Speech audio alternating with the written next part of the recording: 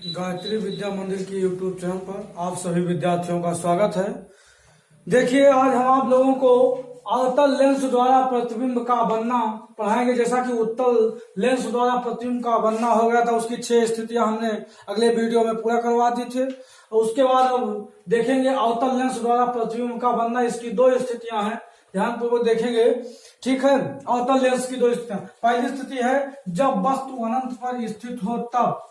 जब वस्तु अनंत पर स्थित हो तो। किरण आरेख द्वारा समझेंगे। किरण आरेख बहुत जरूरी है। किरण आरेख आपको बनाना आना चाहिए, बिना किरण आरेख के कुछ नहीं हो पाएगा। किरण आरेख आपको बनाना आना चाहिए।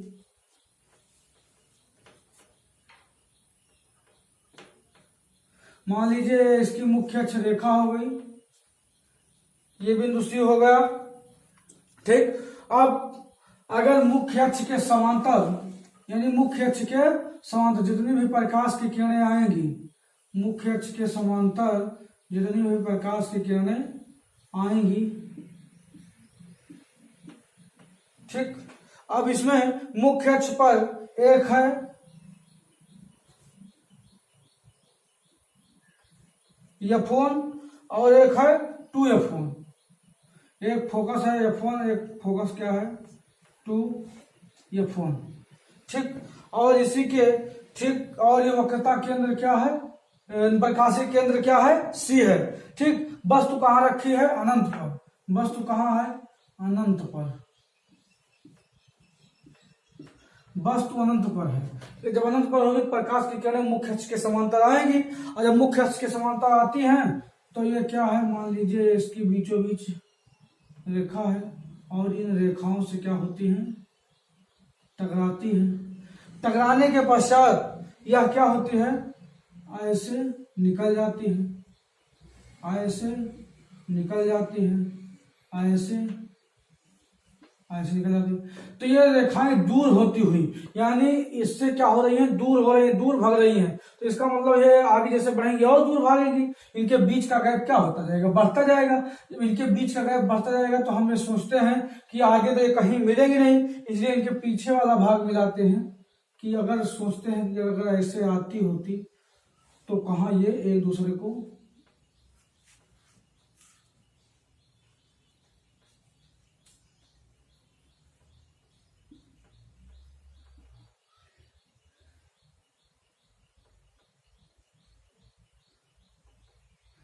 ये अगर ऐसे पीछे की तरफ आए तो एक दूसरे को यहाँ काटेगी F1 बिंदु पर। जहां ये एक दूसरे को काटती है वहीं प्रतिबिंब का क्या होता है, निर्माण।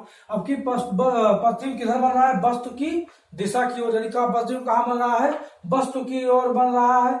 और कैसा बन रहा है, सीधा बन रहा है। कैसे बन रहा है, आभासी। जब डाट डाट किरणों से काटता है, किरणें डायरेक्ट नहीं काटती हैं, तो प्रतिबिंब कैसे बनता है, आभासी प्रतिबिंब बनता है उस स्थिति में, ठीक है। जब प्रकाश की किरणें वास्तव में मिलती हैं तो वास्तविक प्रतिबिंब। जब प्रकाश की किरणें केवल आभास हो कि हमको यहाँ मिलेंगी, तब उस स्थिति में आभासी प्रतिबिंब बनता है। तो हम लिख सकते हैं जब वस्तु अनंत पर स्थित हो तो प्रतिबिंब आभासी सीधा एवं वस्तु से छोटा बनता है। वस्तु से छोटा बनता है। ये इसकी खास बात है कि जब वस्तु क्या होता है, जब वस्तु अनंत पर स्थित हो तो उस स्थिति में क्या होता है, प्रतिबिंब आभासी सीधा और वस्तु से छोटा बनता है, अर्थात बिंदु के आकार का। अर्थात बिंदु के आकार का। बिंदु के आकार का। आधार कैसे बनेगा? बिंदु के आकार का। ये हो गई अवतल लेंस की पहली स्थिति। अब ऐसे अवतल लेंस की दूसरी स्थिति है, अवतल लेंस की दूसरी स्थिति देखेंगे आप, जब वस्तु कहाँ स्थित है, जब वस्तु अनंत और प्रकाशिक केंद्र के बीच स्थित हो। जब वस्तु कहाँ हो, मिटा दे रहे हैं इसको, आप वीडियो रोक कर इसको किरण आरेख बना लेंगे।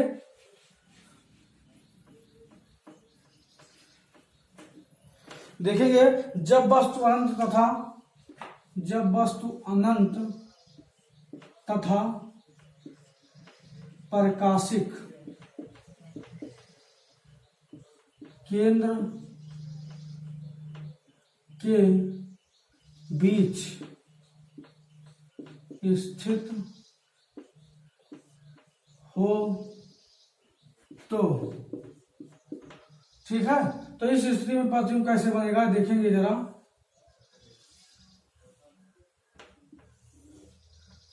ये मुख्य अक्ष रेखा हो गई, यहां होगा F1, यहां होगा F2F1। अब देखेंगे, अब मुख्य अक्ष के समांतर प्रकाश की किरण, एक वस्तु कहाँ रखी गई कि वस्तु मान लीजिए यहाँ वस्तु रखी गई है, यानी F1 और मतलब फोकस और प्रकाशिक केंद्र, वस्तु जब अनंत और प्रकाशिक केंद्र के बीच में रखी गई है, वस्तु का नाम क्या है, AB। वस्तु का नाम क्या है, AB, ठीक। अब यहाँ से कोई प्रकाश की किरण यहाँ जाएगी, मान लीजिए लेंस का बीचों बीच का सिरा है, ठीक। यहाँ से कोई प्रकाश किरण यहाँ जाएगी, यहाँ टकराने के पश्चात, ठीक है, यहाँ टकराने के बाद इधर क्या है, F2 है, क्या है, F2 है। यहाँ टकराने के पश्चात ये सीधे कहाँ से निकल जाएगी, ये सीधे टकराएगी और टकराने के पश्चात ऐसे ये निकल जाएगी, ये प्रकाश की किरण ऐसे निकल जाएगी। अच्छा, अब इसका अगर पीछे वाला सिरा मिलाते हैं तो आपको F1 पर आता हुआ प्रतीत होगा, यानी जब इसका ये वाला सिरा मिलाते हैं आभासी के रूप में तो आपको यहाँ से नजर आता है, मतलब यहाँ मिलता हुआ।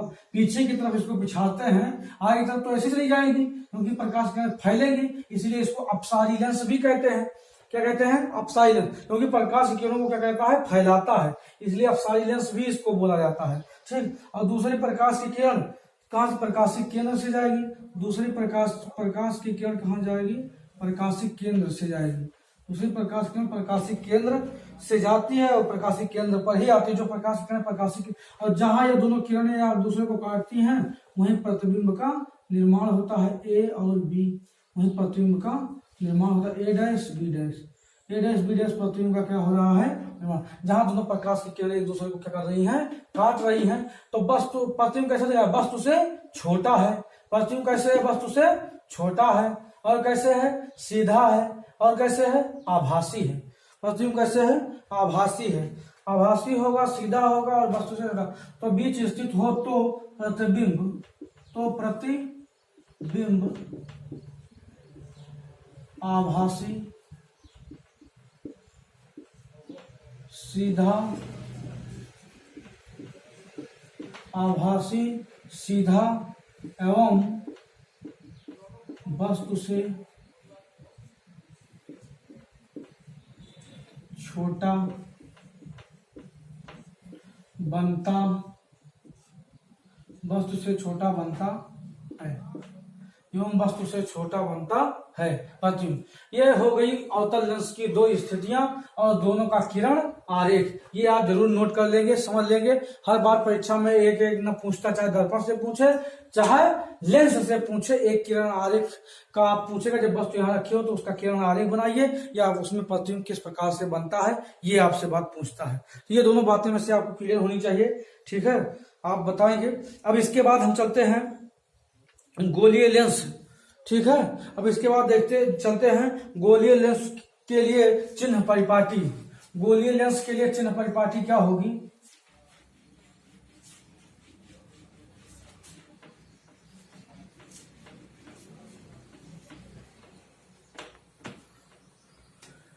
लिखेंगे गोलीय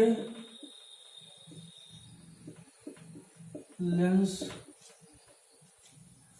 के लिए चिन्ह परिपाटी, चिन्ह परिपाटी कह रहे हैं। इसके लिए चिन्ह परिपाटी क्या होगी, पहला क्या है, पहले इसकी पहला है लेंस पर प्रकाश की किरणें सदैव बाईं ओर से पड़ती हैं। लेंस पर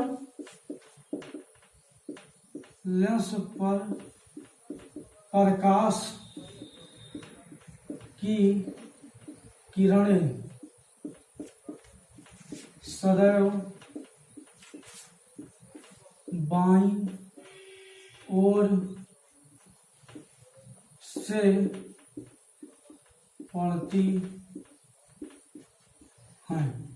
दूसरा क्या है, लेंस मतलब क्या है, लेंस पर प्रकाश की किरणें सदैव किस तरफ से पड़ती हैं, सदैव बाईं तरफ से पड़ती हैं। दूसरा है लेंस में समस्त दूरियां प्रकाशिक केंद्र से, लेंस में समस्त दूरियां प्रकाशिक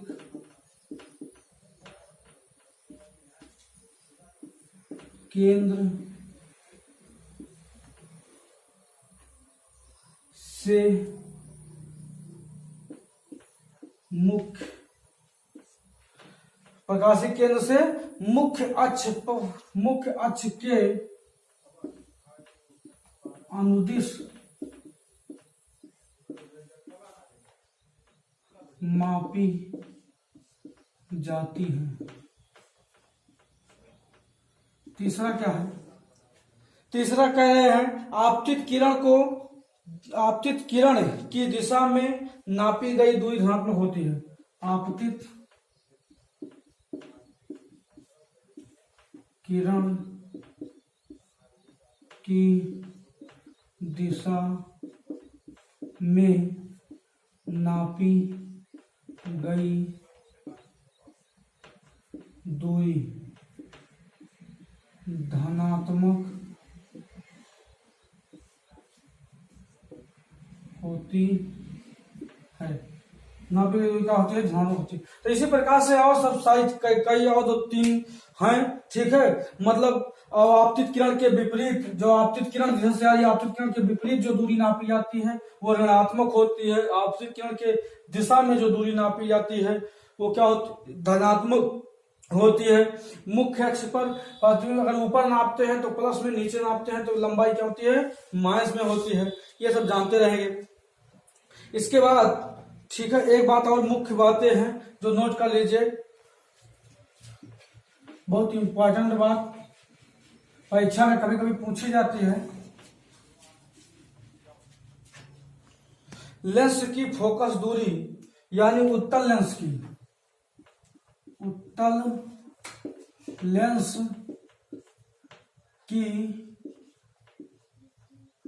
फोकस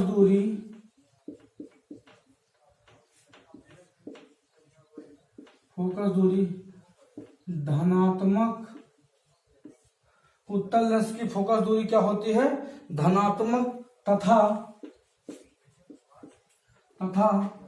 अवतल लेंस की फोकस दूरी ऋणात्मक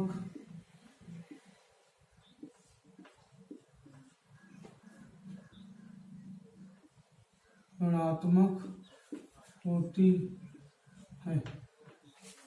अवतल लेंस की फोकस दूरी क्या होती है, ऋणात्मक। हमेशा जानेंगे अवतल लेंस की जो फोकस दूरी होती है, एफ जो होता है वो ऋणात्मक लिया जाता है, और उत्तल लेंस की जो फोकस दूरी होती है वो हमेशा क्या ली जाती है, धनात्मक ली जाती है।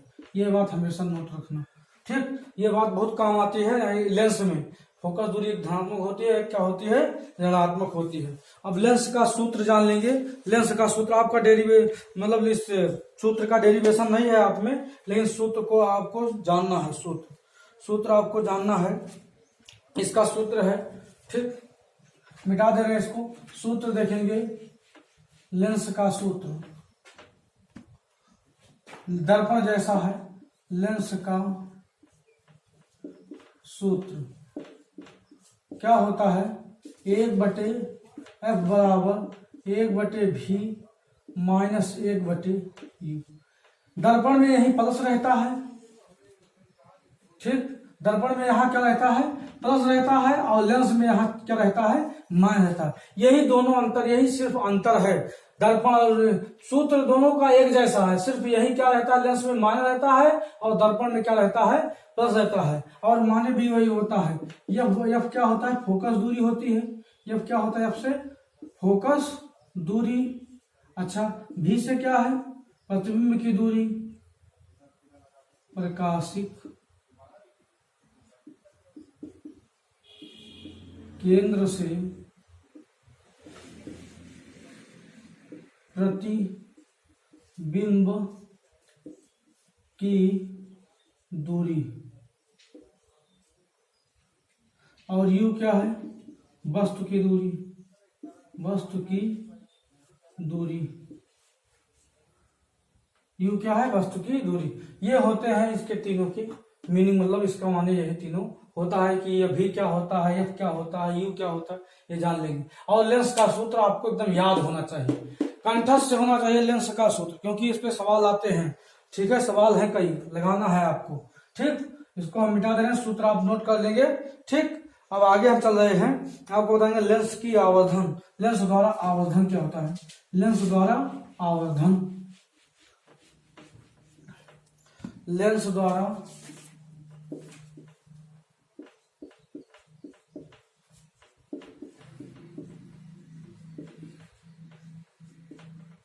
लेंस द्वारा आवर्धन।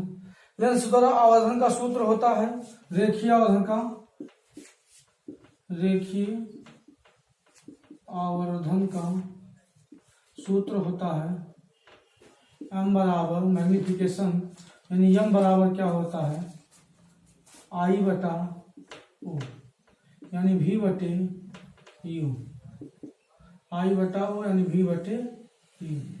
ठीक, ये सूत्र होगा। आई बोले तो प्रतिबिंब की लंबाई, ठीक है, ओ बोले तो वस्तु की लंबाई, ये भी बोले तो क्या होगा, यानी मुख्य अक्ष से प्रकाशिक केंद्र से प्रतिबिंब की दूरी, यू बोले तो वस्तु की दूरी, प्रकाशिक केंद्र से वस्तु की दूरी। ठीक, यू से ये होगा। अच्छा, अब जिस दिशा में चिन्ह परिपाटी हमने आपको पढ़ाया है, चतुर्थांश बना के जिस दिशा में दूरी नापिए, यहां से इधर नापेंगे तो प्लस में, इधर नापेंगे तो माइनस में, ऊपर नापेंगे तो प्लस में, नीचे नापेंगे तो माइनस में। ये ध्यान देना, जिस तरफ दूरी नापेंगे उसी तरफ प्लस माइनस करते रहेंगे। ठीक, अच्छा, अब क्या देखेंगे, इसके बाद आपको देखना है लेंस की क्षमता, बहुत इंपॉर्टेंट है। यहां से हर साल परीक्षा में एक सवाल जरूर बनता है, यहां से एक सवाल परीक्षा में जरूर बनता है। लेंस की क्षमता, लेंस की क्षमता, लेंस की क्षमता क्या होती है, लेंस की क्षमता को हमेशा P से प्रदर्शित करते हैं। किससे प्रदर्शित करते हैं, P से। ठीक, और लेंस की क्षमता का मात्रक क्या, इसका सूत्र होता है P बराबर क्या होता है, 1/f, और F का मतलब क्या होता है, मीटर में। F का मान किसमें हो, मीटर में। अगर F का मान मीटर में नहीं है, सेंटीमीटर में है, तो आगे सूत्र क्या होता है, P बराबर हो जाता है 100/f, आगे लिख देंगे सेंटीमीटर में। अगर F की लंबाई आपकी सेंटीमीटर में दी गई है, ठीक है, तो आप 100/सेंटीमीटर में वो लंबाई लिखेंगे। अगर F का मान मीटर में दिया गया है तो 1/ वो मीटर वाली लंबाई लिखेंगे। ठीक, और लेंस की क्षमता का मात्रक क्या होता है, कभी कोई पूछता है लेंस की क्षमता का मात्रक डायोप्टर होता है, डायोप्टर। लेंस की क्षमता का मात्रक क्या होता है, डायोप्टर होता है। इसे कैपिटल डी से भी प्रदर्शित करते हैं, डायोप्टर होता है। ठीक, लेंस की क्षमता का मात्रक क्या होता है, डायोप्टर होता है। अगर लंबाई 1 मीटर हो तो ये क्या होता है, क्षमता क्या आती है, 1 आती है, मतलब क्षमता भी एकांक हो जाती है। अगर लंबाई 1 मीटर लेते हैं तो ऊपर 1/1 हो जाएगा, यानी 1 हो जाएगा। P की लेंस की क्षमता कितनी हो जाएगी, 1 हो जाएगी। ठीक, अब ऐसे ही देखेंगे, ये सूत्र आप याद रखेंगे। अगर उत्तल लेंस होगा तो क्षमता धनात्मक आएगी। अब अवतल लेंस होगा तो क्षमता क्या आएगी, ऋणात्मक आएगी। एफ का मान उत्तल और अवतल लेंस की भांति रखेंगे। एफ का मान अगर उत्तल लेंस है तो प्लस में रखेंगे, और अगर अवतल लेंस है तो किस में रखेंगे, माइनस में रखेंगे। ये बात जरूर याद रखना, कभी भूलना ना इस बात को। ये बात, ये प्लस माइनस दोनों में रहता है। अगर उत्तल लेंस है तो प्लस, उत्तल लेंस है तो क्या हो जाएगा, उत्तल लेंस है तो क्या रहेगा, प्लस, ठीक, और अवतल लेंस है तो क्या रहेगा, माइनस, ठीक। ये दोनों बातें आप कंठस्थ कर लेंगे, जरूर जान लेंगे। अवतल लेंस रहेगा तो एफ का मान माइनस, उत्तल लेंस रहेगा तो एफ का मान क्या होगा, प्लस होगा। ये बात आप याद रखेंगे, ठीक, तभी ये सही निकल पाएगा, नहीं तो फिर आप गलती कर देंगे, ठीक। जितनी बातें बता रहे हैं एक बार एक बातें ध्यान पूर्वक सुनना और समझना, तभी आपके समझ में आएगा, ठीक। और हम सुनते रहे और आप लिखते रहिए इसको, जितना हम बताते चले आप इसको नोट करते चलिए। अगली बात आती है लेंस के उपयोग। अगली बात आती है लेंस के उपयोग। देखिए लेंस का उपयोग कहाँ कहाँ किया जाता है। लेंस के उपयोग, लेंस के उपयोग, लेंस के उपयोग में उत्तल लेंस का किया, अवतल लेंस का। सबसे पहले पढ़ेंगे उत्तल लेंस का उपयोग। क्या पढ़ेंगे, उत्तल लेंस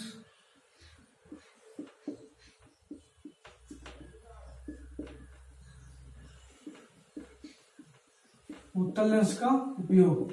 पहला है उत्तल लेंस के उपयोग में, पहला है कि अनेक प्रकाशिक यंत्र, जैसे अनेक प्रकाशिक यंत्रों में इसका प्रयोग किया जाता है। अनेक प्रकाशिक यंत्र, अनेक प्रकाशिक यंत्र जैसे, जैसे आप क्या हो गया, कैमरा हो गया, दूरदर्शी हो गई, ठीक है, क्या हो गया, सूक्ष्मदर्शी, सूक्ष्मदर्शी, दूरदर्शी,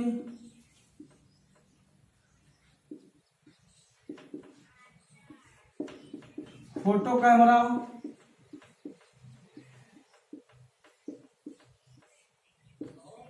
ठीक है, फोटो कैमरा, ठीक है, प्रोजेक्टर आदि, प्रोजेक्टर आदि का, आदि के निर्माण में, आदि के निर्माण में किया जाता है। आदि के निर्माण में किया जाता है, आदि के निर्माण में प्रयोग किया जाता है, ठीक। दूसरा इसका उपयोग है घड़ी साज, घड़ी साज में।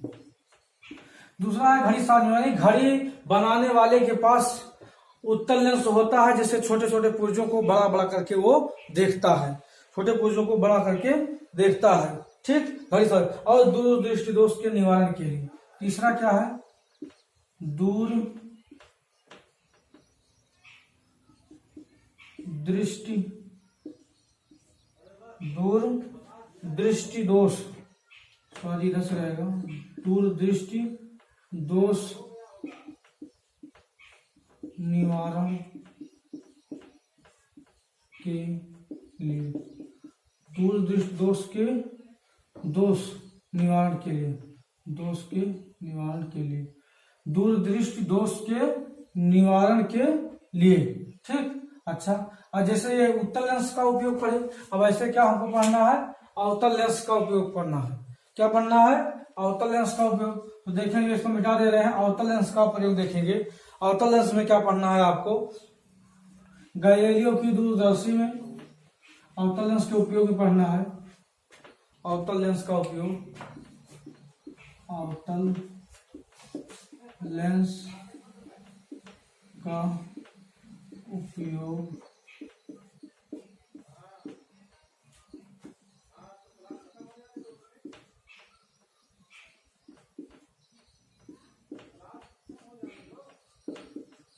गैलीलियो, ठीक। क्या होगा, गैलीलियो के दूरदर्शी के दूरदर्शी, गैलीलियो के दूरदर्शी में इसका प्रयोग किया जाता है। ठीक है, गैलीलियो के दूरदर्शी में। और दूसरी बात कहाँ की जाती है, निकट दृष्टि दोष के निवारण में,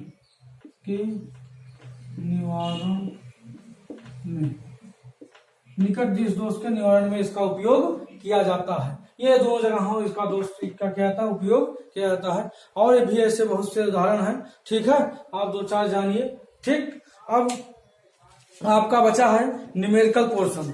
अब अगली बार से आपको एनसीईआरटी का प्रश्न उत्तर हल करवाएंगे अगले वीडियो में। यहाँ तक आप देखिए। ठीक है, चैनल अच्छा लगे सब्सक्राइब कीजिए। धन्यवाद।